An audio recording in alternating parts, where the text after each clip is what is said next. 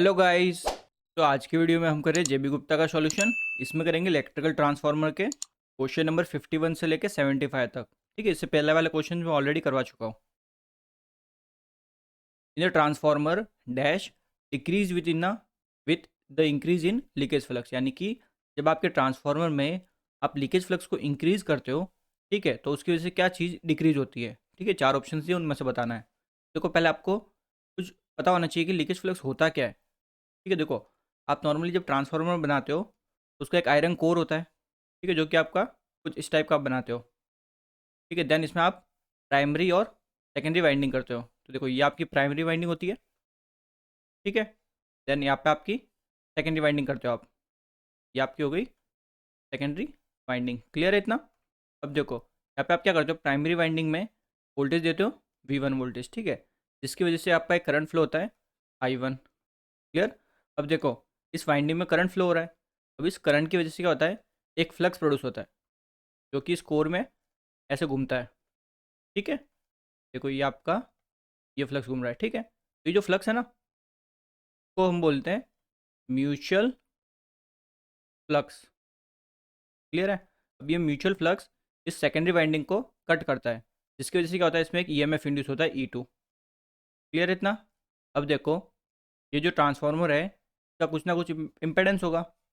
ठीक है, तो ये लो मैंने मान लिया इसको Z2। क्लियर है? वैसे देखो, इसके प्राइमरी में भी होगा, तो मैं इसको मान लेता हूँ Z1। क्लियर है इतना?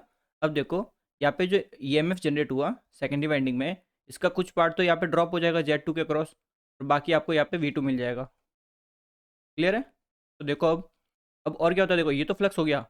इसके अलावा एक और फ्लक्स होता है जो इस प्राइमरी वाइंडिंग में इंड्यूस होता है।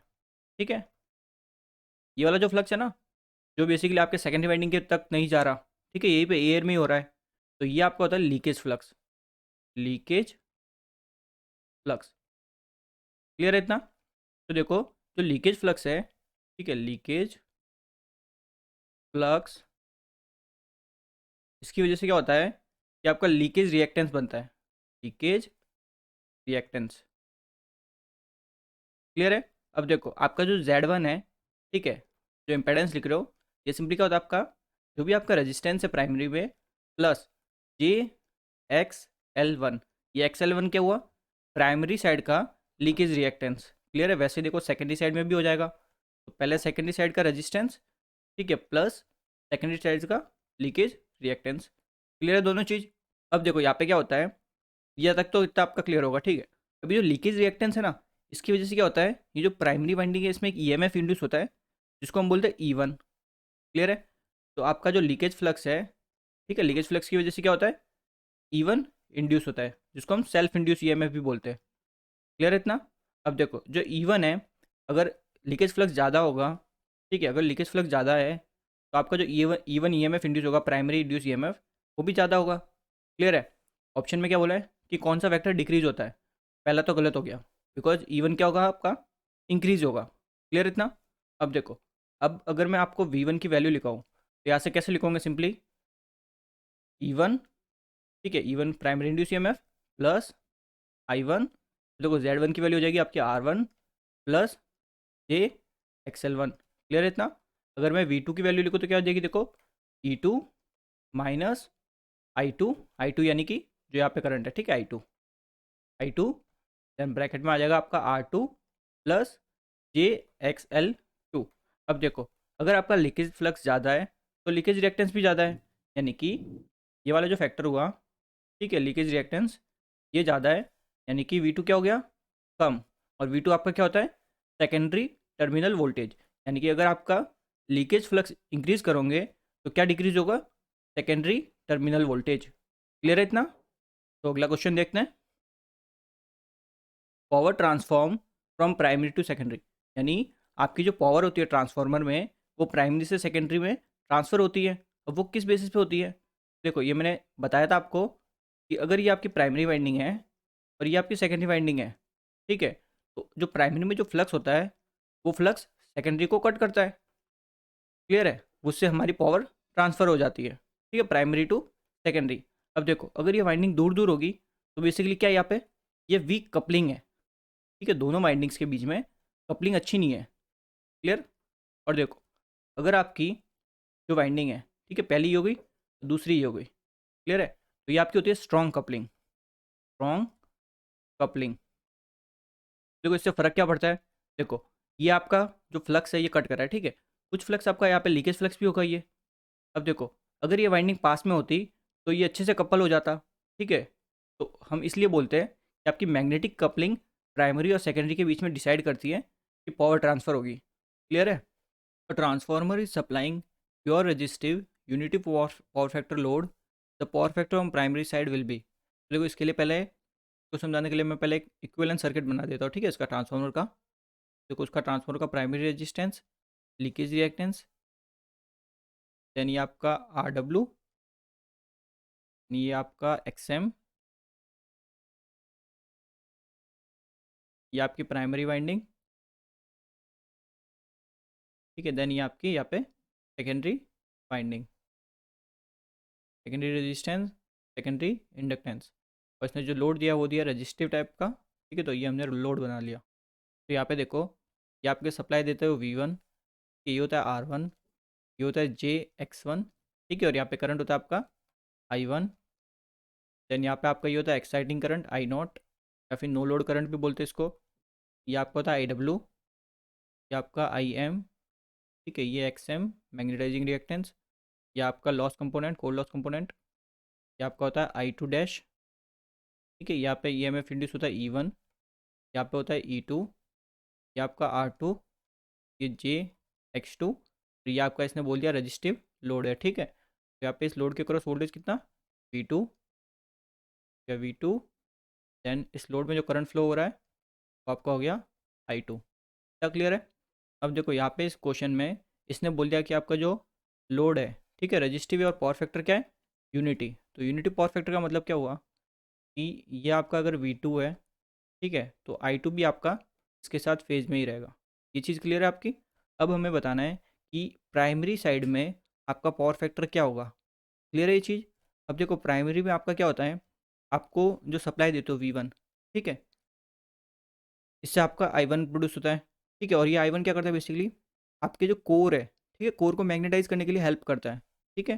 तो ये I1 आपका जो होता है ये दो चीज़ों से बना होता है। देखो एक तो आपका I0 current plus I2 dash current. Clear इतना।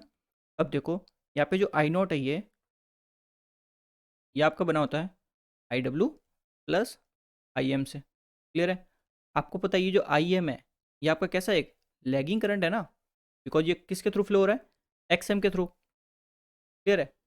तो इस पर्टिकुलर IM की वजह से, ठीक है, आपका ये जो करंट है कंप्लीट, ठीक है, I1, ये आपका लैगिंग नेचर का हो जाता है, लैगिंग नेचर का, लैगिंग नेचर, ठीक है। इसका मतलब क्या हुआ कि अगर आपका ये अगर आपका है V1 वोल्टेज, ठीक है, तो जो आपका I1 है, ठीक है, ये इससे लैग करेगा पर्टिकुलर एंगल से। क्लियर है इतना। देखो जब हम इस चीज़ को देखते हैं, ठीक है, कि जब भी सेकेंडरी में जो पावर फैक्टर होता है उससे कम पावर फैक्टर हमेशा हमें प्राइमरी साइड में मिलता है।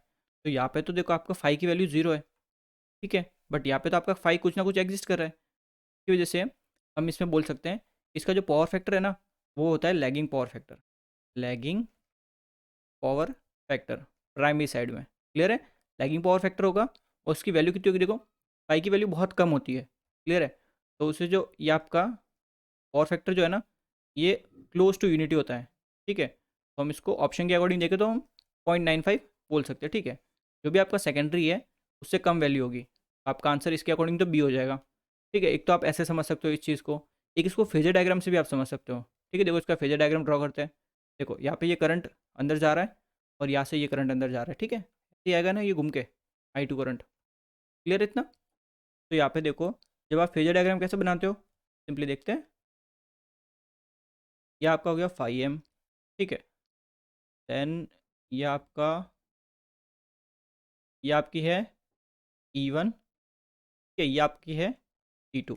दोनों अपोजिट में क्यों बनाई, बिकॉज आपकी दोनों की जो पॉलरिटी है वो अपोजिट में, ठीक है। तो देखो यहाँ पे पहले मैं सेकेंडरी साइड का बनाता हूँ, ठीक है। तो सेकेंडरी में पहले मैं V2 वोल्टेज बनाता हूँ। तो V2 तो ऑब्वियस बात है इस E2 से थोड़ा पीछे रहेगा, यानी कि ये मेरा हो गया V2 वोल्टेज, V2। क्या क्लियर है। अब देखो जो I2 करंट है मेरा I2 और V2 सेम फेज में, बिकॉज यूनिटी पावर फैक्टर है। तो चलो मैं यहाँ पे ये बना लेता हूँ I2। ठीक है, इसके साथ साथ ही बनाए देखो V2 वाली एक्सिस पे, बिकॉज यूनिटी पावर फैक्टर है ना, बिकॉज यहाँ पे आपका फाई क्या है, 0। क्लियर है इतनी चीज़। अब देखो यहाँ से अगर मैं इसका पूरा फेजर डायग्राम भी ड्रॉ करता हूँ, तो अब देखो मैं क्या करूँगा, अब रजिस्टिव वाला कंपोनेंट, ठीक है, यानी I2 R2। तो इसमें तो कोई आपका फेज डिफरेंस होगा नहीं, यानी कि ये चीज़ इसके आगे ही बनेगी, I2 R2। यहाँ पे ये बन जाएगा, ये आपका हो जाएगा I2 R2। क्लियर है। अब बचा कौन सा, ये X2 वाला कंपोनेंट। तो इसमें देखो जे का मतलब क्या होता है, 90 डिग्री। तो ये बनेगा ऐसे ऊपर की तरफ 90 डिग्री। ठीक है, ये हो जाएगा JX2 इंटू I2, यानी कि यहाँ से मैं लूँगा 90 डिग्री, ये लो मैंने 90 डिग्री ले लिया। ठीक है, ये मेरा क्या है, 90 डिग्री, और वैल्यू है I2 X2। क्लियर है। तो ये जो इतना मैंने बनाया, ठीक है, ये किसके लिए, आपका सेकेंडरी साइड के लिए। क्लियर है। अब देखो हमें पावर फैक्टर किस साइड पूछा है, प्राइमरी की साइड पूछा है। क्लियर है। अब प्राइमरी का मेरे को अगर बनाना है, तो देखो पहले मेरे को I0 बनाना पड़ेगा। ठीक है, तो I0 के लिए सिंपली क्या होता है, पहले आपका मैग्नेटाइजिंग करंट यानी कि IM, ठीक है, फ्लक्स के साथ होता है, और आपका ये होता है IW। या तो कोई डाउट नहीं। फिर इनका हम रिजल्टेंट निकालते हैं, ये हमें मिल गया इनका रिजल्टेंट I0। क्लियर है। अब देखो आपका I2 करंट कहाँ पे है, एक सेकेंड, यहाँ पे देखो आपका I2 करंट क्या है, ये रहा। ठीक है, अब हमें चाहिए I2 डैश। तो I2 डैश क्या होगा, जस्ट इसके अपोजिट में, बिकॉज जो आपका I2 डैश करंट होता है, ठीक है, वो हमेशा अपोजिट फेज में होता है। ठीक है, आपने इसको I2 करंट को जो सेकेंडरी की साइड है तो प्राइमरी में शिफ्ट किया, तो ये दोनों हमेशा फेज अपोजिशन में होते हैं। क्लियर है ये चीज़। तो यहाँ पे देखो फेज अपोजिशन में कैसे होगा, ये पीछे की तरफ ऐसे बन जाएगा, ये आपका क्या होगा, I2 डैश। क्लियर है। अब इन दोनों का जो रिजल्टेंट होगा वो देखो कैसे ड्रॉ करेंगे, सिंपली ये हो जाएगा इन दोनों का रिजल्टेंट। ठीक है, ये आपका हो गया इन दोनों का रिजल्टेंट, और रिजल्टेंट हमें क्या देगा, सिंपली I1। तो ये मेरा करंट हो गया I1। या तो कोई डाउट नहीं। अब मेरे को एंगल किसके बीच में देखना है, V1 और I1 के बीच में। ठीक है, ये तो मेरे को प्राइमरी की साइड पावर फैक्टर देगा, बिकॉज जो भी एंगल होगा उसका कॉस फाई कर देंगे तो अपने पावर फैक्टर पता चल जाएगा। ठीक है, तो देखो I1 आपका ये हो गया। क्लियर है। अब I1 से सिंपली क्या कर, देखो I1 पे आपने एक स्केल रखो। ठीक है, स्केल लो, इस I1 के ऊपर रखो, देन यहाँ से एक सेम लाइन ड्रॉ करेंगे। क्लियर है। तो ये जो लाइन आपको रिप्रेजेंट करेगी ना, ये करेगी I1 R1 को। ठीक है, बिकॉज ये हमेशा रेजिस्टेंस में कभी कोई फेज डिफरेंस नहीं रहता। बचा ये रिएक्टिव कंपोनेंट, इस केस में आपका क्या हो जाएगा, सिंपली 90 डिग्री एक आपको लाइन ड्रॉ करनी पड़ेगी यहाँ से, ये 90 डिग्री। तो ये आपका किसको रिप्रेजेंट करेगा, I1 X2। क्लियर है। तो अब यहाँ से जो रिजल्टेंट निकलेगा वो सिंपली ऐसे लेंगे। ठीक है, ये आपका यहाँ पे आ जाएगा। तो ये जो लाइन आपने बनाई ना रिजल्टेंट, ये किसको रिप्रेजेंट कर रहा है, आपको V को। क्लियर है। कैसे, देखो V1 को। ओके, कैसे, देखो फर्स्ट क्वेश्चन में बताई थी V1 की वैल्यू E1 प्लस I1, ठीक है, R1 प्लस I1 आपका हो जाएगा देन X1, यहाँ पे X1 आएगा। ठीक है ना। क्लियर है। देखो यही तो आपकी इक्वेशन लग रही है। देखो पहले आपने E1 को ऐड किया, फिर I1 R1 को ऐड किया, फिर I1 X1 को ऐड किया। ठीक है, और ये आपका V1 मिल गया। यहाँ से देख सकते हो, यहाँ से जब आप एंगल देखते हो V1 और आप इस I1 के बीच में एंगल, यानी ये वाला जब आप एंगल देखते हो, ठीक है, यानी कुछ ना कुछ तो एंगल एग्जिस्ट कर रहा है ना। ठीक है, और करंट देख लो वोल्टेज से क्या है, ये रहा आपका वोल्टेज, ये रहा आपका करंट। करंट आपका क्या है, इस वोल्टेज से पीछे है, तो क्या होगा, लैगिंग होगा, यानी प्राइमरी साइड में पावर फैक्टर आपका होगा लैगिंग। ठीक है, और हमेशा क्या होगा, थोड़ा सा जो भी आपका लोड साइड में है उससे थोड़ा सा आपका कम होगा। ठीक है, तो उस वजह से ये होगा आपका बी आंसर। तो आपको देखो ऐसे समझ में आए तो ऐसे बढ़िया, अगर फेजर से समझ में आए तो फेजर से बढ़िया। क्लियर है। अगला क्वेश्चन देखते हैं। In the transformer supplying inductive load, आपका एक ट्रांसफार्मर है जो इंडक्टिव लोड से कनेक्टेड है। ठीक है, इसमें देखो क्या होगा, सिंपली फर्स्ट ऑप्शन क्या दिया, देखो द सेकेंडरी करंट यानी कि I2 results in equivalent primary current in phase opposition. एकदम सही बोल रहा है, मैंने आपको बताया भी था जो आपका I2 करंट है, ठीक है, एंड I2 डैश। ठीक है, I2 डैश का होता है प्राइमरी साइड, ये दोनों किस में होता है, आपके फेज अपोजिशन में होते हैं। क्लियर है। तो ऑब्वियसली बात है, सही स्टेटमेंट है ये एकदम। आगे वाला पढ़ो, the secondary terminal voltage is less than secondary induce EMF। तो देखो इसके भी मैंने फर्स्ट क्वेश्चन में इक्वेशन लिखवाई थी, क्या थी, terminal voltage on secondary side क्या था, simply E2 minus I1 I2 sorry into R2 plus JX2।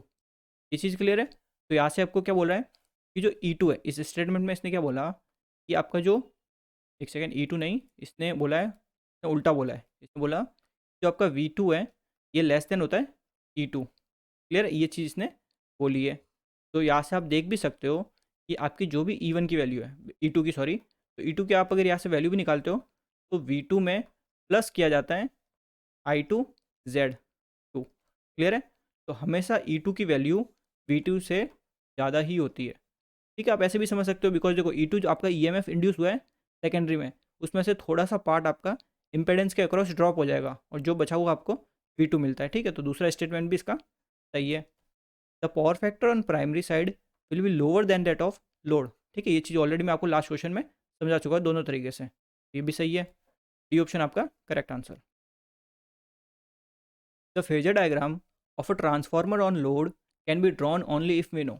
आप किसी भी ट्रांसफार्मर का फेजर डायग्राम कब बना सकते हो, जब आपको R1 पता हो, X1 पता हो। ठीक है, जितने भी सर्किट के पैरामीटर्स हैं वो सारे आपको पता होने चाहिए, इक्विवेलेंट पैरामीटर्स। तो ये आपका सही है, ये अपने को पता होना चाहिए। लोड करंट आपको पता होना चाहिए, लोड करंट यानी I2 वाला करंट जो है वो आपको पता होना चाहिए। ठीक है, लोड पावर फैक्टर पता होना चाहिए। एंड आपका क्या हो गया, सारे पैरामीटर ये तीनों ऑप्शन हमें अवेलेबल होंगे, तभी हम फेजर डायग्राम बना सकते हैं। When the transformer is operating on no load, ठीक है, the primary applied voltage is approximately balance by. ठीक है, देखो इसको देखो अच्छे से समझते थोड़ा। देखो ये आपकी हुई प्राइमरी वाइंडिंग, यहाँ पे आप सप्लाई देते हो V1।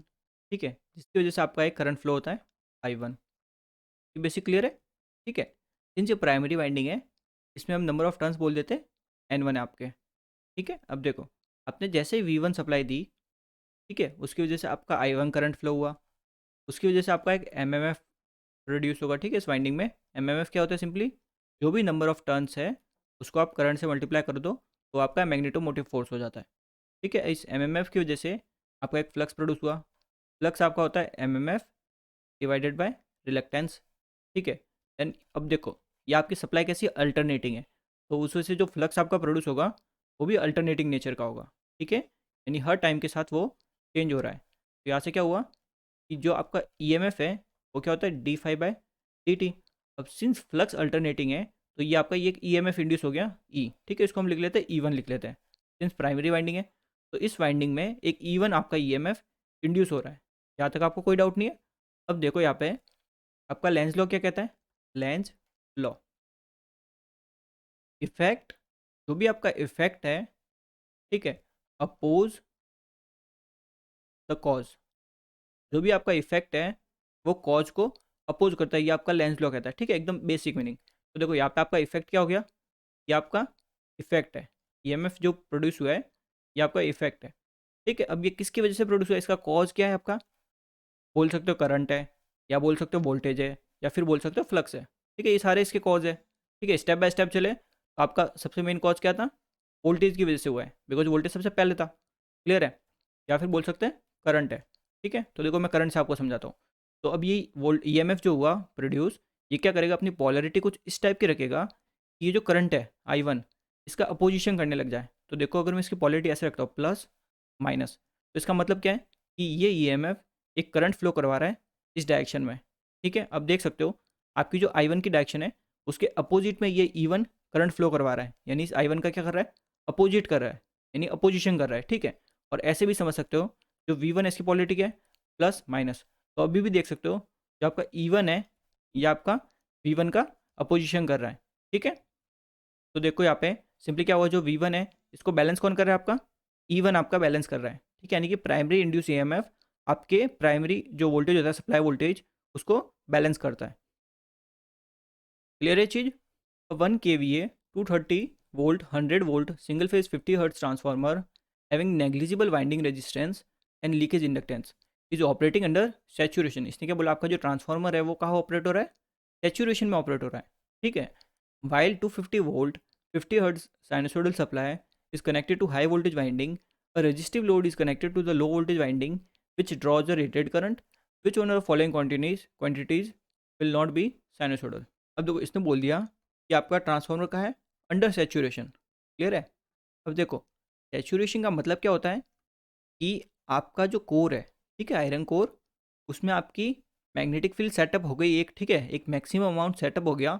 अब आप कितनी भी मैग्नेटाइजिंग इंटेंसिटी होती है एच, को कितना भी बढ़ा दो, आपकी जो मैग्नेटिक फील्ड है वो और नहीं बढ़ने वाली। ठीक है, अगर देखो इसको कर्व से समझते हो तो कैसा होता है सिंपली, देखो ये आपका बी, ठीक है, ये एच, बी एच कर्व है सिंपली। देखो ये आपका ऐसे स्टार्ट हुआ, देन ठीक है, कैसा हुआ मतलब, जैसे जैसे आप एच बढ़ा रहे हो वैसे वैसे आपकी मैग्नेटिक फ्लक्स डेंसिटी बढ़ रही है। ठीक है, बट अब एक पर्टिकुलर पॉइंट ऐसा आता है, वहाँ से ये बढ़ना मतलब कम हो जाती है। ठीक है, अब नहीं बढ़ती उसके बाद। तो यहाँ से ये देखो ये होगी सेचूरेट। ठीक है, यानी कि आपका जो भी कोर था वो सेचूरेट हो गया। अब उसमें आपकी कितनी भी इंटेंसिटी बढ़ा दो, यानी एच को कितना भी बढ़ा दो, आपका जो मैग्नेटिक फ्लक्स डेंसिटी है या फिर मैग्नेटिक फ्लक्स बोल सकते हो, वो आपका फिक्स हो गया। ठीक है, वो और नहीं बढ़ने वाला। ठीक है, तो इस केस में क्या होता है कि आपका जो मैग्नेटाइजिंग करंट होता है आई एम की वैल्यू बहुत हो गई। क्लियर है? इंटेंसिटी बढ़ाना है, इसका मतलब यही है कि आपने मैग्नेटाइजिंग करंट बहुत बढ़ा दिया। क्लियर है? अब ये जब आप बढ़ाते हो ना, ये हमेशा रिच इन थर्ड हार्मोनिक। ठीक है, इसमें थर्ड हार्मोनिक आपके बहुत होते हैं। ठीक है, ये पॉइंट। अब देखो, जो आपका I naught current, sorry I one current होता है, ये किससे बना होता है? Primary current. एक तो आई नॉट से बना होता है और एक आपका आई टू डैश से बना होता है। ठीक है, और ये जो आई नॉट करंट है ये किससे बना हुआ होता है? Simply I W plus I am. ठीक है, अब सिंस देखो आपका जो सेचुरेशन में मैग्नेटाइजिंग करंट बहुत ज़्यादा होता है, यानी कि आपके जो हार्मोनिक्स है, थर्ड हार्मोनिक्स, वो क्या हो गए? बहुत ज़्यादा हो गए इस आई नॉट करंट के लिए। अब since I one I not से बना हुआ होता है, तो इस आई वन के लिए अब क्या हो गया? हार्मोनिक्स बहुत ज़्यादा हो गए। ठीक है, तो इस वजह से ये जो आई वन करंट है ये आपका नॉन साइनोसोइडल नेचर का बन जाता है। Non sinusoidal nature. क्लियर है? बेसिकली कैसे होता है देखो, हार्मोनिक से कैसे हो गया ये नॉन साइनोसोइडल?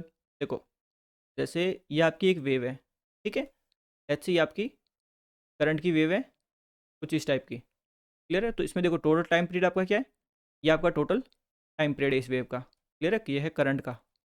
तो देखो, अगर मैं बोलता हूँ कि आपका थर्ड हार्मोनिक बहुत ज़्यादा इसमें, तो इसका मतलब क्या होता है कि देखो, इस पूरे टाइम पीरियड में तीन आपकी टोटल वेव्स बनेगी। जैसे देखो, ये ये एक पूरी हो गई, ठीक है, ये आपकी दूसरी हो गई, ठीक है, देन ये आपकी तीसरी हो गई, टोटल तीन बन गई ना। तो ये जो छोटी छोटी बनाई ना, कितनी बनाई टोटल? तीन साइकिल बनाई है, यानी कि ये क्या आपके थर्ड हार्मोनिक है, थर्ड हार्मोनिक। ठीक है, वैसे वैसे है ना, जैसे अब ये बढ़ाते जाते हो ना, जैसे आपके हो गए 100 हार्मोनिक। ठीक है, तो उससे क्या होता है, आपका ये जो मैग्नीट्यूड है ना, ये बहुत कम हो जाता है और बहुत छोटी छोटी छोटी वेव बनती है। इसलिए हम ज़्यादा जो भी हायर हार्मोनिक्स होते हैं उनको हम नेगलेक्ट कर देते हैं। ठीक है, उनको हम इग्नोर कर देते हैं। अब यहाँ पे देखो थर्ड हार्मोनिक बहुत ज़्यादा होते हैं इसमें, तो अब देखो जो रिजल्टेंट करंट बनेगा ना, वो कुछ इस टाइप का बनेगा। इन दोनों का जो रिजल्टेंट बनेगा, ठीक है, वो बनाएंगे हम। तो कुछ रिजल्टेंट आपका इस टाइप का बनेगा। तो ये देखो, देख लो आप सकते हो। ठीक है, नॉन साइनोसॉइडल नेचर है। क्लियर है? तो हम इसलिए बोलते हैं कि आपका जो करंट होगा, ठीक है, जो आप सोर्स से करंट दोगे, सोर्स से करंट कौन सा होता है? आई वन होता है आपका। ठीक है, ये कैसा होगा? नॉन साइनोसॉइडल नेचर का होगा। क्लियर है? 100 kVA 2400 volt 240 volt hertz single phase transformer has been exciting current has an exciting current 0.64 ampere.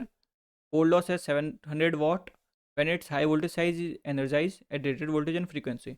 If the load current is 40 ampere, power factor 0.8 on low voltage side, the magnitude of the primary current आपको निकालना है I1।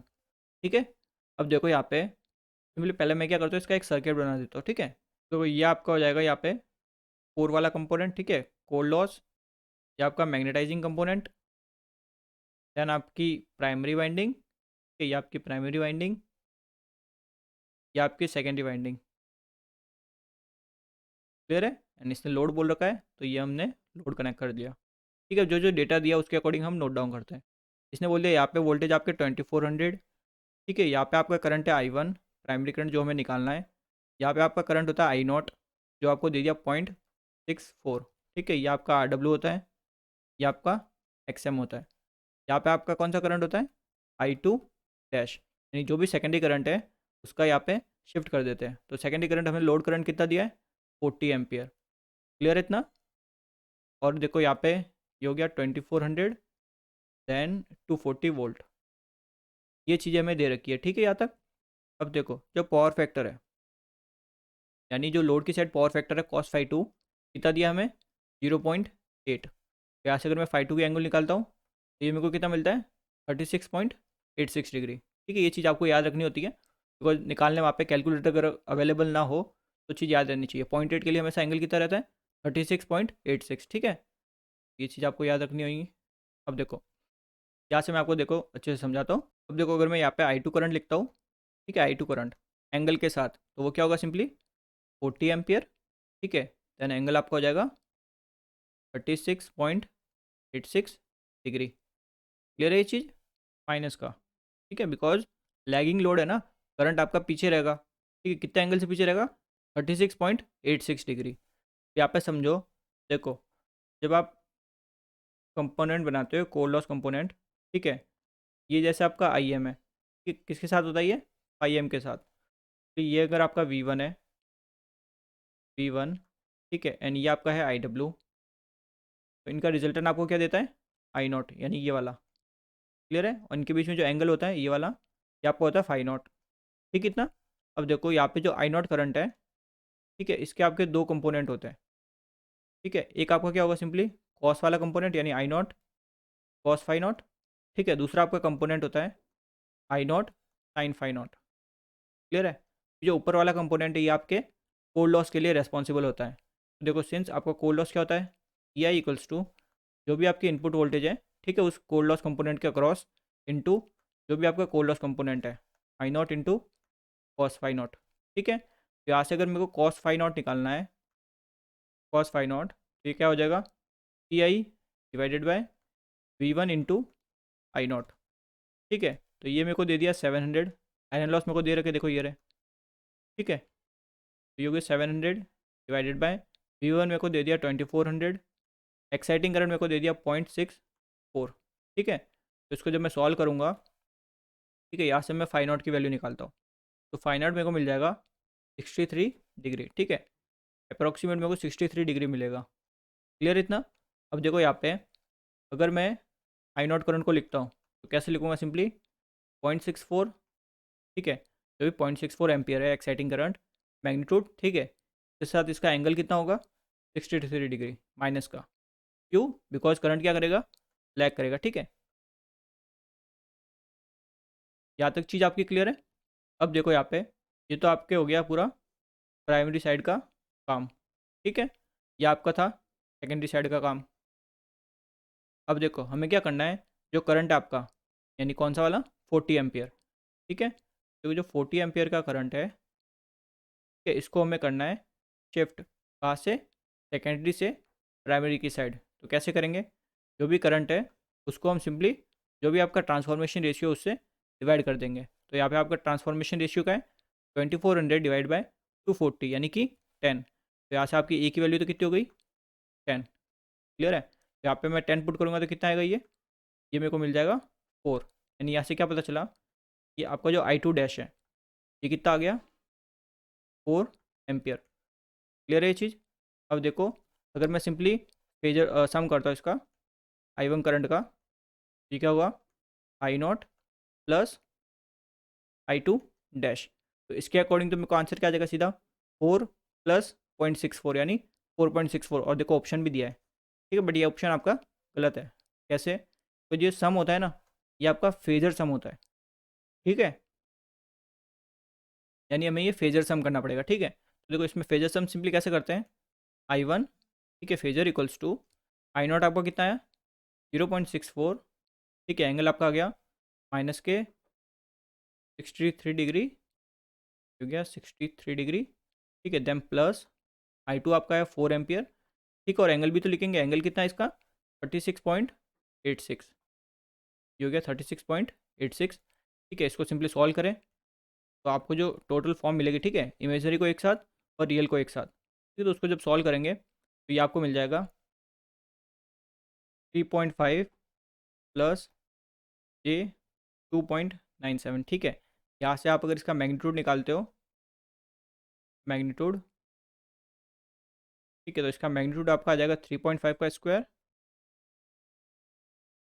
Plus 2.97, 97 का square, ठीक है। Then ये term आपकी root में, because question में हमें मैग्नीट्यूड पूछा है। तो यहाँ से I1 के मैग्नीट्यूड की वैल्यू आ गई आपके 4.58 एम्पियर। क्लियर है? तो आप ऐसे सिंपली मैग्नीट्यूड निकाल सकते हो, ठीक है। एक an ideal transformer has an inductive load element at port 2 as shown in the figure.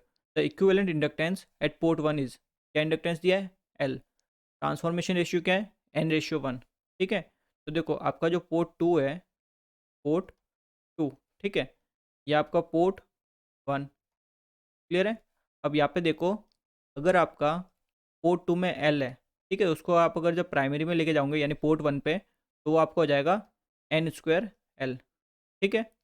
अगर आपके पास वोल्टेज को ट्रांसफ़र करना होता तो वो हो जाता N×V, ठीक है।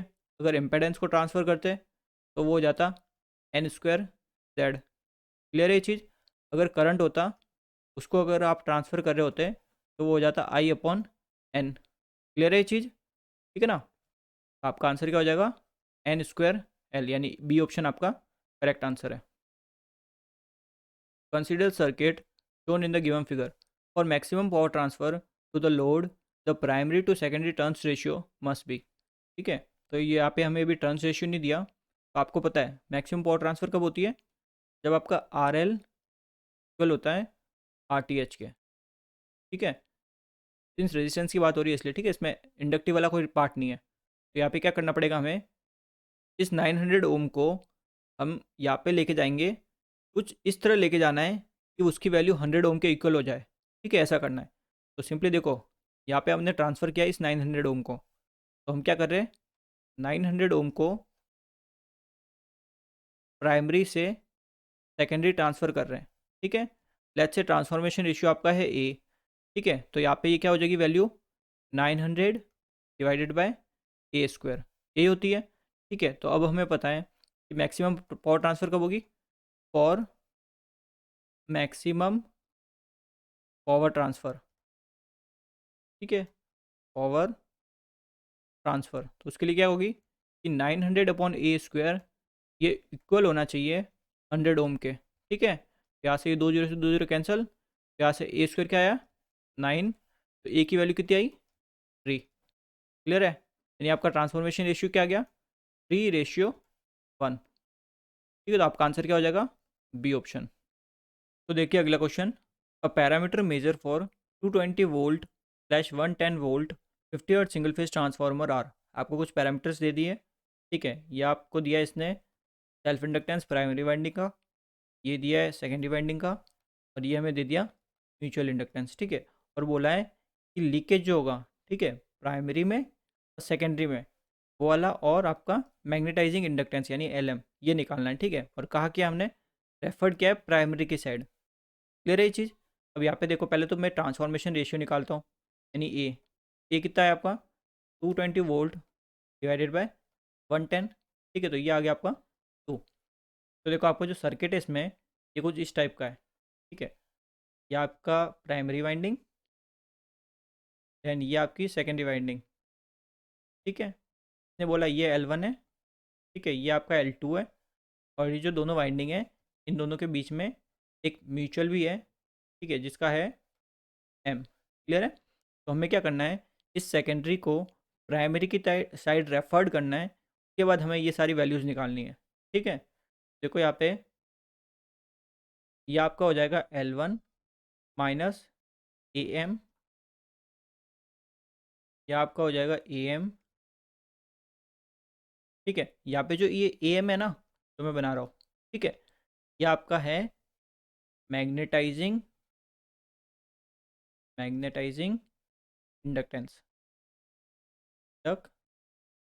तो देखो यहाँ पे L1 क्या आपका सेल्फ इंडक्टेंस, AM क्या है मैग्नेटाइजिंग इंडक्टेंस। तो देखो, अगर मैं सेल्फ इंडक्टेंस में से मैग्नेटाइजिंग इंडक्टेंस को अगर माइनस कर दूंगा, तो मेरे को क्या मिल जाएगा, सिंपली एक्स, एक सेकेंड, ये मेरे को मिल जाएगा L1, यानी प्राइमरी साइड में जो भी लीकेज होगा वो मेरे को मिल जाएगा, ठीक है, सिंपल। अब देखो यहाँ पे मैंने क्या किया, जो सेकेंडरी साइड में जो इंडक्टेंस था L2, तो मैंने प्राइमरी की साइड रेफर्ड कर दिया। तो रेफर्ड करते हो तो क्या हो जाता है, सिंपली A² L2। क्लियर है चीज़? अब इसमें से अगर मैं मैग्नेटाइजिंग इंडक्टेंस को माइनस कर दूंगा तो मेरे को क्या मिल जाएगा, सिंपली L2, यानी जो भी सेकेंडरी साइड लीकेज होगा वो मिल जाएगा। ठीक है, तो यहाँ से देखो सिंपली निकालते हैं। देखो फर्स्ट प्राइमरी की साइड L1 माइनस AM, तो L1 कितना आपका 45, ठीक है, माइनस A है 2, M कितना आपका 20, तो ये तो आपको मिल गया 5 मिली हेनरी। ठीक है, यानी प्राइमरी की साइड लीकेज लीकेज आपका जो इंडक्टेंस है कितना है 5 मिली हेनरी। सेकेंडरी की साइड देखो ये हो जाएगा आपका A² L2 माइनस A, तो A आपका है 2, L2 आपका है 30, ये आपका 2, M है ये 20, ये आपका हो गया 60 माइनस 40, यानी कि एक सेकेंड, ये आपका हो गया 3 2 6, यहाँ पे ये एक सेकेंड 4 हो जाएगा। ठीक है, 2 का स्क्वायर है ना, तो 4 हो गया, ये हो गया 120, 120 माइनस 40 यानी कि 80। तो सेकेंडरी साइड में लीकेज रिएक्टेंस कितना है आपका, लीकेज इंडक्टेंस कितना है 80 मिली हेनरी। ठीक है, और आपका लास्ट बचा LM यानी मैग्नेटाइजिंग इंडक्टेंस, ये कितना आपका AM, तो ये आपका हो जाएगा 2 × M कितना है 20, तो ये आपका हो गया 40 मिली हेनरी। ठीक है, तो यहाँ से आप सिंपली ऐसे निकाल सकते हो, आपका आंसर हो जाएगा बी ऑप्शन आपका करेक्ट आंसर। तो देखो अगला क्वेश्चन क्या है, मेरे को ये क्वेश्चन है, इसमें क्या बोला है कि आपका एक है इक्विवेलेंट सर्किट, ठीक है, एग्जैक्ट इक्विवेलेंट सर्किट, एक है अप्रॉक्सीमेट इक्विवेलेंट सर्किट। अब हमें बताना है कि इन दोनों में जो लॉसेस है, लॉसेस के अकॉर्डिंग इन दोनों सर्किट्स को हमें कंपेयर करना है। ठीक है, ये बेसिकली इस पूरे क्वेश्चन में पूछा है। देखो पहले मैं क्या करता हूँ, सर्किट बना के आपको समझाता हूँ। ठीक है, तो पहले मैं इक्विवेलेंट सर्किट बनाता हूँ, देन मैं अप्रॉक्सीमेट बनाऊंगा। क्लियर है, देखो ये आपका हो गया इक्विवेलेंट सर्किट। ठीक है, रेफर टू प्राइमरी, यानी जितने भी सेकेंडरी में आपके पैरामीटर्स थे उनको हमने प्राइमरी की तरफ रेफर्ड कर दिया। यहाँ तो कोई डाउट नहीं है। अब यहाँ पे देखो सिंपली आप अगर I1 की वैल्यू लिखते हो तो क्या आती है I0 प्लस I2 का डैश, ये आती है। ठीक है, तो अब देखो अगर मेरे को कॉपर लॉस निकालना है, ठीक है, कॉपर लॉस इस पर्टिकुलर सर्किट के लिए, ठीक है, इक्विवेलेंट सर्किट के लिए कॉपर लॉस कैसे निकलेगा, I1 का स्क्वायर इंटू R1, बिकॉज आपका रेजिस्टेंस ही कॉपर लॉस के लिए रेस्पॉन्सिबल होता है। ठीक है, यहाँ पे अब देखो मैंने कॉपर लॉस ऐसे निकाल दिया। अगर मेरे को आयरन लॉस निकालना है यानी PI, तो कैसे निकालूंगा, ये जो RW है ये तो आपका रेस्पॉन्सिबल होगा। ये क्या होगा, सिंपली जो भी इसके अक्रॉस वोल्टेज है यानी VAB मल्टीप्लाई जो भी इसके थ्रू करंट है। क्लियर है ये चीज़, बट यहाँ पे एक चीज़ और आप समझ लो कि जो V1 है या फिर VAB है ये आपका V1 से कम है। ठीक है, V1 से कम है, क्यों, तो यहाँ पे देख सकते हो यहाँ पे R1X1 भी तो है, इसके अक्रॉस थोड़ा ड्रॉप होगा इस V1 में से, देन आपको VAB पे वोल्टेज मिलेगा। ठीक है, तो VAB हमेशा V1 से कम ही होगा इस पर्टिकुलर सर्किट में। क्लियर है ये चीज़। अब देखो अप्रॉक्सीमेट इक्विवेलेंट सर्किट में आते हैं, अप्रॉक्सीमेट। ठीक है, तो अप्रॉक्सीमेट इक्विवेलेंट सर्किट में हम क्या करते हैं, सिंपली ये जो शंट ब्रांच होती है इसको हम शिफ्ट कर देते हैं सोर्स की साइड, तो ये कुछ इस टाइप का बनता है। देखो ये आपका रेजिस्टेंस, ये आपका इंडक्टेंस, बाकी ध्यान पूरा यू का यू, ये सर्किट बना देते हैं। ठीक है, देखो मैं पूरा नहीं बना रहा, तय बना रहा हूँ। ठीक है, तो यहाँ पे देखो ये आपका है V1 वोल्टेज, ठीक है, ये आपका है I1, ये आपका है I0, ये आपका है I2 का डैश। ये चीज़ क्लियर है, यहाँ पे इसको ये हो गया X1, ये हो गया आपका R1। ठीक है, हमने सिंपली ये जो ब्रांच थी आपकी R1X1 वाली इसको हमने राइट साइड शिफ्ट कर दिया, और ये जो शंट ब्रांच थी इसको हमने लेफ्ट साइड शिफ्ट कर दिया। ये आपका A, ये आपका B। तो यहाँ पे एक चीज़ आपको देखी होगी, आपने नोटिस की कि VN की वैल्यू क्या है, VAB के इक्वल है। ये चीज़ क्लियर है यहाँ पे। तो देखो अगर यहाँ पे मैं अगर कॉपर लॉस निकालता हूँ, ठीक है, कॉपर लॉस, अब कॉपर लॉस किसकी वजह से होंगे, आपके R1 की वजह से होंगे, प्राइमरी की साइड बात कर रहे हैं। ठीक है ना, तो प्राइमरी में सिर्फ R1 की वजह से होंगे। कॉपर लॉस क्या हो जाएंगे, यहाँ पे देखो करंट क्या फ्लो हो रहा है, I2 डैश का स्क्वायर इंटू R1। ठीक है, अगर आयरन लॉस की बात करूँ तो PI equals to simply VAB into IW। ठीक है, और VAB कितना है आपका, सिंपली V1 इंटू IW। यहाँ तो कोई डाउट नहीं। अब यहाँ पे एक और चीज़ समझो, यहाँ पे I1 की वैल्यू क्या है, I0 प्लस I2 डैश। चीज़ क्लियर। अब यहाँ पे देखो दोनों को कंपेयर करते हैं। ठीक है, सिंपली क्या करो, ये जो आपके पैरामीटर्स है एंड ये वाला है, दोनों को कंपेयर करते हैं। तो देखो यहाँ पे है I2 डैश, यहाँ पे है I1। वैल्यू किसकी बड़ी है?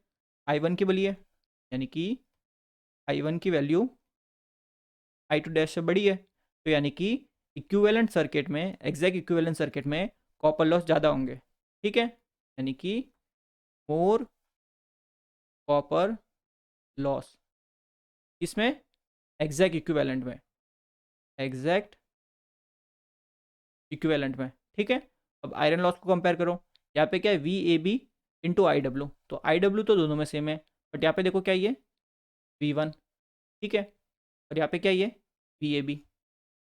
क्लियर है? तो यानी कि अगर इस अप्रॉक्सीमेट में बात करें तो क्या होंगे? मोर कोर लॉस, मोर कोर लॉस इसमें आपके अप्रॉक्सीमेट में, अप्रॉक्सीमेट में। ठीक है, जो भी अप्रॉक्सीमेट इक्विवेलेंट सर्किट है उसमें कोर लॉस आपके ज़्यादा होंगे, और जो एग्जैक्ट इक्विवेलेंट सर्किट होगा उसमें कॉपर लॉस ज़्यादा होंगे। तो क्वेश्चन में देखो कैसे कंपेयर करने को बोला इसने, exact approximate equivalent circuit as compare to exact equivalent circuit.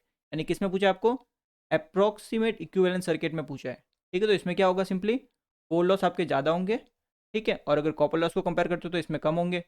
ठीक है, यानी ऑप्शन देखो आपका, this accounts for some less primary winding copper loss, यानी जो प्राइमरी वाइंडिंग के कॉपर लॉस है वो तो आपके कम होंगे। ठीक है, और जो आपके कोर लॉस है वो होंगे ज़्यादा, यानी बी ऑप्शन आपका करेक्ट आंसर है। ठीक है, बिकॉज देखो यहाँ पे आपको लग रहा है कि I2 डैश है। ठीक है, I2 डैश मतलब आपका रेस्पॉन्सिबल तो प्राइमरी कॉपर लॉस के लिए यही तो है R1। तो इस R1 के थ्रू करंट क्या फ्लो रहा है? I2 डैश, इसलिए हमने यहाँ पे I2 डैश का स्क्वायर लिया है। क्लियर है? सिंपली दोनों को हमने कंपेयर किया, फिर देख लिया किस में क्या ज़्यादा है किस में क्या कम है। ठीक है, तो आपका आंसर हो जाएगा B option. The exact equivalent circuit of a two winding transformer is given in the figure. For affecting simple simplification, the parallel magnetizing branch consisting RC and XQ is shifted to the left of the primary leakage impedance R1 plus JX1. This simplification introduce the inaccuracy in neglect of, यानी कि देखो ये जो आपकी branch होती है ना, ये वाली ब्रांच, इसको आप क्या करते हो? अभी लास्ट क्वेश्चन में बताया, शिफ्ट कर देते हो। ठीक है, यहाँ पे बना देते हो इसको। क्लियर है? तो यहाँ पे हम बनाते हैं तो क्या सोच के बनाते हैं? हम क्या करते हैं कि ये जो आपका है, यानी कि Z1, ठीक है, हम ऐसा अज्यूम करके चलते हैं कि इसके अक्रॉस जो ड्रॉप है वो आपका नेग्लिजिबल ड्रॉप है। ठीक है, इसको नेग्लेक्ट करते हैं, उसके बाद हम इसको यहाँ पे शिफ्ट करते हैं। बिकॉज जो आपका I0 करंट है, ठीक है, ये आपका होता है 2 to 3% of full load current. ठीक है, अब इस करंट की वजह से जो आपका ड्रॉप होगा Z1 में वो बहुत कम होगा। ठीक है, इसलिए हम इस ब्रांच को शिफ्ट कर देते हैं। तो voltage drop in the primary impedance due to exciting current. ठीक है, इस चीज़ को हम नेग्लेक्ट कर देते हैं। एक्साइटिंग करंट मतलब I0। The exact equivalent circuit of a transformer has leakage reactance X1, X2 dash and magnetising reactance XM। Their magnitude satisfy, यानी कि अगर आप जब कोर बनाते हो, ठीक है, ट्रांसफार्मर का कुछ इस टाइप का होता है। ठीक है, यहाँ पे आप करते हो प्राइमरी वाइंडिंग एंड यहाँ पे आप करते हो सेकेंडरी वाइंडिंग। क्लियर? अब इन वाइंडिंग में क्या होता है? कुछ लीकेज फ्लक्स ऐसे फ्लो होता है। क्लियर है? तो जो लीकेज फ्लक्स देखो, जो प्राइमरी में होता है और जो सेकेंडरी में लीकेज फ्लक्स होता है, उनकी जो वैल्यू होती है वो अप्रोक्सीमेट वैल्यू इक्वल होती है। क्लियर है? और जो आपका म्यूचुअल फ्लक्स होता है वो क्या होता है? यहाँ पे। क्लियर है? तो म्यूचुअल फ्लक्स हमेशा इन दोनों से ज़्यादा ही होता है। ठीक है, इन दोनों से ज़्यादा होता है म्यूचुअल फ्लक्स। क्लियर है? या फिर इसको आप ऐसे भी लिख सकते हो, X1 approximate equals to X2, ठीक है, लेस देन XM। यानी ये दोनों हमेशा XM से छोटे ही होते हैं, कम वैल्यू में होते हैं। ठीक है, यानी डी ऑप्शन आपका करेक्ट आंसर है। In the transformer circuit mode the core loss component is represent by, किससे करते हैं? सिंपली एक ऐसे हम ब्रांच बनाते हैं कि यहाँ पे RW बनाते हो, यहाँ पे आप XM बनाते हो। ठीक है, तो ये कैसी ब्रांच है? एक शंट ब्रांच है ना। ठीक है, तो ये आपका होता है RW, ये होता है XM। ठीक है, ये मैग्नेटाइज के लिए रेस्पॉन्सिबल, ये आपका कोर लॉस के लिए रेस्पॉन्सिबल, कोर लॉस। तो सिंपली क्या होता है? कोर लॉस एक तरह से पैरेलल में एक रेजिस्टेंस जिसको हम बोलते हैं शंट रेजिस्टेंस, यानी सी ऑप्शन आपका correct answer. A 4 kVA 400 volt 200 volt single phase transformer has a resistance of 0.02 per unit and reactance of 0.06 per unit. Its actual resistance and reactance referred to high voltage side are respectively. ठीक है, तो refer to high voltage side. तो यहाँ पे चीज़ समझो, यहाँ पे देखो पर यूनिट क्या होता है, पर यूनिट इक्वल्स टू जो भी आपकी एक्चुअल वैल्यू है, ठीक है, actual value divided by base value. कैसे देखो, आपकी जैसे क्लास है, ठीक है, कॉलेज वगैरह, तो वहाँ पे आपको जो परसेंटेज होते हैं वो 100 में से देते हैं, ठीक है, 100 में से आपके जो भी परसेंटेज आते हैं वो, तो आप पे जो 100 है वो 100 हमने एक बेस डिसाइड कर लिया कि इसके आधार पर हम सब लोगों को परसेंटेज देंगे, हम सब लोगों को कंपेयर करेंगे। तो हम सिंपली क्या कर रहे हैं, किसी एक पर्टिकुलर बेस पे, ठीक है, सारी वैल्यूज़ निकाल रहे हैं, तो वही आपकी होती है पर यूनिट वैल्यू। ठीक है, जो भी एक्चुअल वैल्यू है उसको बेस वैल्यू से डिवाइड कर देते हैं, वो आपकी पर यूनिट वैल्यू हो जाती है। क्लियर है ये चीज़? अब यहाँ पे समझो, कुछ पर्टिकुलर देखो फॉर्मूले होता है आपके इंपॉर्टेंट, जैसे जेड बेस, ठीक है, इम्पेडेंस बेस निकालते हो तो वो आपका होता है जो भी आपका वोल्टेज है, ठीक है, केवी में लेना है, इसका square divided by M V है, ठीक है, ये आपका सिंपल फार्मूला होता है। तो अगर मेरे को एक्चुअल वैल्यू निकालनी है, सिंस सारे क्वेश्चन में क्या दिया, देखो ओम में दिया है, यानी एक्चुअल वैल्यू आपका आंसर है। अगर मेरे को एक्चुअल वैल्यू निकालनी है, ठीक है, तो मेरे को क्या करना पड़ेगा, पर यूनिट वैल्यू को मल्टीप्लाई करना पड़ेगा बेस वैल्यू से। क्लियर है ये चीज़? ये हो जाएगा मेरे एक्चुअल वैल्यू का फॉर्मूला। ठीक है, इसको डिटेल में जानना है तो मेरी ऑलरेडी एक वीडियो है पर यूनिट पे, वो आप देख सकते हो। तो यहाँ पे देखो ये कैसे सॉल्व करेंगे, देखो जो आर है, ठीक है, ये आपको कितना दिया है, 0.02 पर यूनिट, ठीक है, एंड जो एक्स है यानी रिएक्टेंस, ये कितना दे दिया पर यूनिट में, 0.06 पर यूनिट। ठीक है यहाँ तक। अब पहले मैं क्या करता हूँ, जेड बेस निकालता हूँ। देखो जेड बेस कितना होगा, जेड बेस के भी कितना दिया आपको, यानी किलो वोल्ट कितना दिया है, ये वाला। क्लियर है? तो यहाँ पे देखो ये कितना है आपका, तो यहाँ पे देखो पहले हम रेफर किस साइड कर रहे हैं, हाई वोल्टेज की साइड रेफर कर रहे हैं। ठीक है, तो हाई वोल्टेज कितने, 400 वोल्ट, तो ये आपका 400 वोल्ट है। मेरे को यहाँ पे केवी में लिखना है तो कितना लिखूंगा, 0.4, ठीक है, इसका स्क्वायर डिवाइडेड बाय एम नहीं दिया मेरे को, के में दिया है, ठीक है, तो इसको एम में कन्वर्ट करूंगा तो 0.004। क्लियर है? तो सॉल्व करेंगे तो ये आपको मिलेगा 40 ओम। तो ये तो मेरी क्या हो गई, एक बेस वैल्यू मिल गई। ठीक है, इसके आधार पर मेरे को वैल्यू निकालनी है।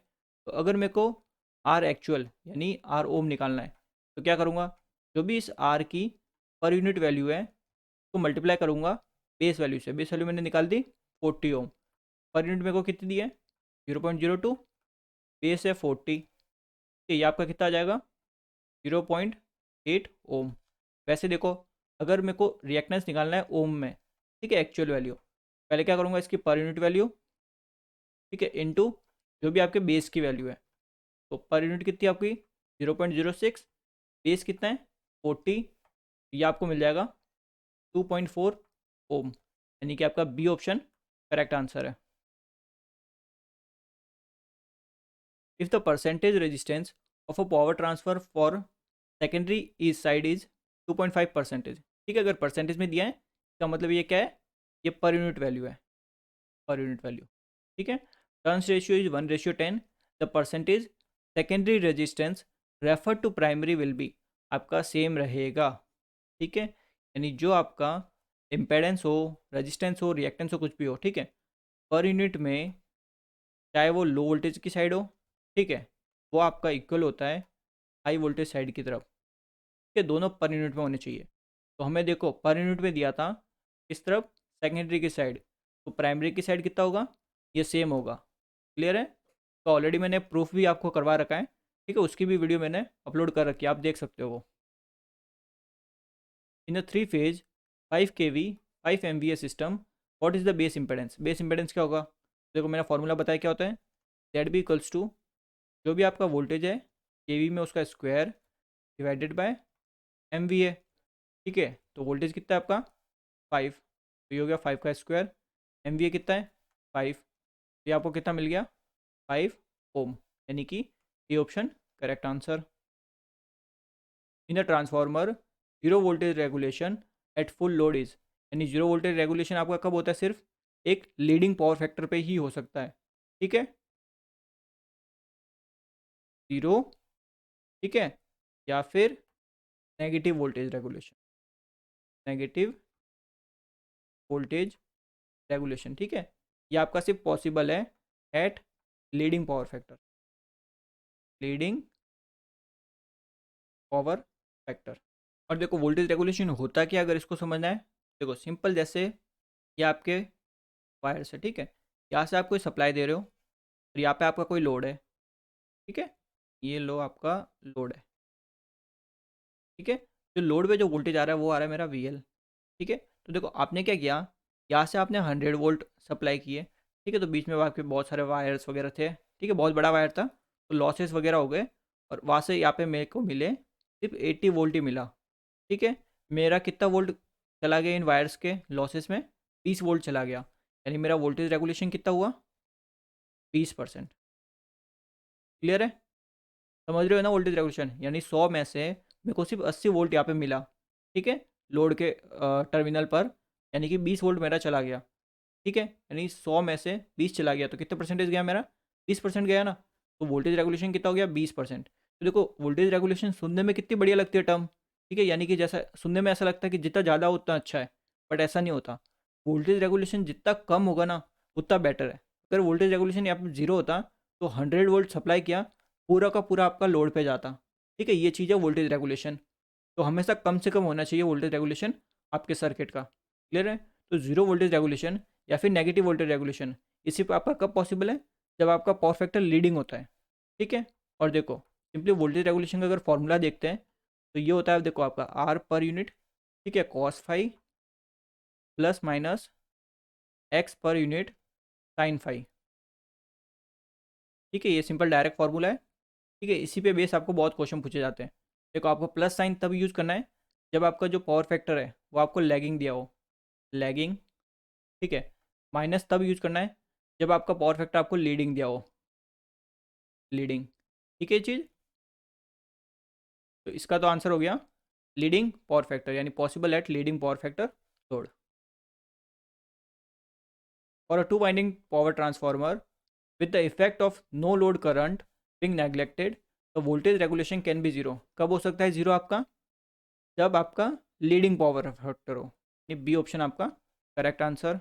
अ ट्रांसफार्मर में have negative voltage regulation if the power factor is, बताया था मैंने, जीरो और नेगेटिव कब होता है, जब आपका पावर फैक्टर लीडिंग होता है, यानी leading for some value of power factor, ठीक है। Positive voltage regulation is an indication of, अब देखो यहाँ पे जल्दबाजी में आप क्या करते हो, इसने बोल दिया पॉजिटिव वोल्टेज रेगुलेशन, तो जल्दबाजी में आप इंडक्टिव पर टिक करके आ जाते हो, बट ये गलत आंसर होगा। इसका आंसर होगा इधर इंडक्टिव और कैपेसिटिव। कैसे, देखो अगर आपका फाई, ठीक है, लेट्स से फाई आपका है 30 डिग्री, ठीक है, लैगिंग, 30 डिग्री लैगिंग, क्लियर है। अब लेट्स अज्यूम करो कि आपका कैपेसिटी वाला भी कोई कंपोनेंट है आपके सर्किट में, ठीक है, और वो जो कैपेसिटी की वजह से जो फेज डिफरेंस हो रहा है, ठीक है, वो आपका हो रहा है लेट्स से 29 डिग्री, ठीक है, बट अभी भी आपका डोमिनेंट कौन सा है इन दोनों में से, ये आपका लीडिंग हो गया, लीडिंग, ठीक है। अभी भी इन दोनों में डोमिनेंट कौन सा आपका, लैगिंग वाला डोमिनेंट है। तो जब तक आपका लैगिंग वाला डोमिनेंट होगा तब तक आपका रेगुलेशन पॉजिटिव रहेगा। क्लियर है, तो आपका जो लीडिंग वाला है यानी कैपेसिटी आपका हो सकता है आपके सर्किट में, ठीक है, कैपेसिटी कंपोनेंट हो सकता है, बट वो जो आपका एंगल बनाएगा वो हमेशा लैगिंग से कम होगा, ठीक है, और नहीं भी हो सकता, ठीक है, दोनों कंडीशन है, इसलिए हम बोलते हैं इधर इंडक्टिव और कैपेसिटिव, ठीक है। A transformer has transfer a percentage resistance 2% and percentage reactance 4%. What are its regulation at power factor 0.8 lagging and 0.8 leading? ठीक है, हमें पावर फैक्टर दे दिए और हमें जो रेजिस्टेंस है परसेंटेज रेजिस्टेंस और रिएक्टेंस दोनों दिए। परसेंटेज में जब भी दी ऑन वैल्यू ये हमेशा होती है पर यूनिट वैल्यूज़, ठीक है, परसेंटेज में दे दी इसका मतलब वो पर यूनिट वैल्यू है। तो यहाँ पे आपको रेजिस्टेंस पर यूनिट कितना दिया, 2%, ठीक है, एक्स पर यूनिट ये आपको दे दिया 4%, एंड आपका जो पावर फैक्टर है यानी कॉस फाई ये आपको दिया 0.8, ठीक है। दोनों पे निकालना है, जब लैगिंग हो तब लीडिंग हो। तो देखो जब आप लैगिंग की बात करते हो, लैगिंग, ठीक है, फॉर्मूला मैंने बता दिया आपको, voltage regulation equals to R per unit cos phi lagging है तो आपका आ जाएगा plus X per unit sine phi. ठीक है, तो मेरे को कॉस फाई तो पता है, तो यहाँ से मेरे को साइन फाई निकालना है, तो कितना आएगा आपका 0.6। ठीक है, पहले यहाँ से आप फाई निकालोगे, फाई आपका आएगा 36.86। देन यहाँ पे रखोगे और वैल्यू निकाल दोगे। ठीक है, आपको सिंपली ये वैल्यू याद रखनी है हमेशा के लिए कि जब भी कॉस फाई 0.8 हो, आपका साइन फाई क्या होगा 0.6। तो यहाँ से वोल्टेज रेगुलेशन कितना आ जाएगा, देखो ये आपका है 2 इंटू ये आपका है 0.8। ठीक है, प्लस ये आपका है 4, ये आपका है 0.6। कॉल करेंगे, ये आपको मिल जाएगा 4%। क्लियर है, तो वोल्टेज रेगुलेशन क्या है इस केस में 4%। कब, जब आपका लैगिंग है। क्लियर है, लीडिंग के लिए निकालेंगे। लीडिंग, तो लीडिंग के लिए हमें सिंपली क्या करना है, बीच में जो प्लस साइन है इसको क्या करना है माइनस। तो वोल्टेज रेगुलेशन क्या हो जाएगा, सिंपली 2 इंटू 0.8 माइनस 4 इंटू 0.6। ठीक है, कॉल करते हैं, ये आपको मिल जाएगा माइनस का 0.8%। देख लो आपको नेगेटिव मिला, नेगेटिव सिर्फ लीडिंग में मिलता है और हमने लीडिंग में निकाला है। ठीक है, तो आपका आंसर हो जाएगा ए।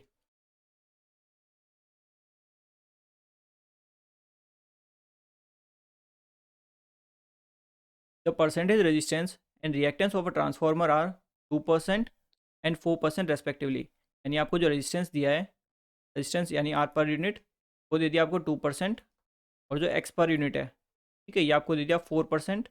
बोला the approximate voltage regulation on full load at 0.8 power factor lag. ठीक है, पावर फैक्टर क्या दे दिया, कॉस फाई आपको दिया 0.8। अगर कॉस फाई 0.8 है तो साइन फाई कितना होगा, मैंने बताया आपको कि याद रखनी है ये चीज़ जो होती है 0.6। सिंस लैगिंग के लिए है तो क्या हो जाएगा, सिंपली बीच में प्लस साइन आएगा। ठीक है, तो आर पर यूनिट यानी कि 2 इंटू कॉस फाई 0.8 प्लस, ठीक है लैगिंग है इसलिए प्लस, यहाँ पे हो जाएगा ये 4 मल्टीप्लाई 0.6। तो यहाँ से आपका वोल्टेज रेगुलेशन कितना आया 4%, यानी डी ऑप्शन आपका करेक्ट आंसर है। The voltage regulation of a transformer having 2% resistance and 5% reactance at full load 0.8 power factor lagging is. तो देखो, जब भी आपको परसेंटेज में रेजिस्टेंस और रिएक्टेंस दिए होते हैं वो कौन सी वैल्यू होती है, पर यूनिट वैल्यू होती है। यानी आपको आर पर यूनिट दे दिया 2, और जो एक्स पर यूनिट है, ठीक है, ये आपको दे दिया 5। कॉस फाई कितना दे दिया 0.8, और आपको क्या बोले लैगिंग है। ठीक है ना, लैगिंग में हमेशा साइन आपको पॉजिटिव वाला यूज़ करना है। तो यहाँ से साइन फाई कितना आ जाएगा 0.6। ठीक है, वैल्यू याद रखो सिंपल।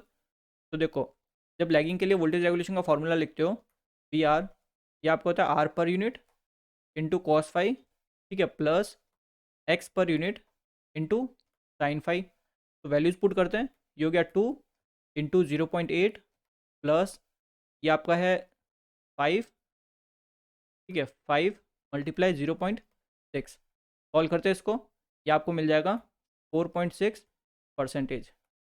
क्लियर है इतना, आपका आंसर हो गया 4.6%, यानी ए ऑप्शन आपका करेक्ट आंसर है। क्लियर है, तो आज के लिए बस इतना ही करेंगे, बाकी क्वेश्चन हम अगली वीडियो में करेंगे। Thank you very much.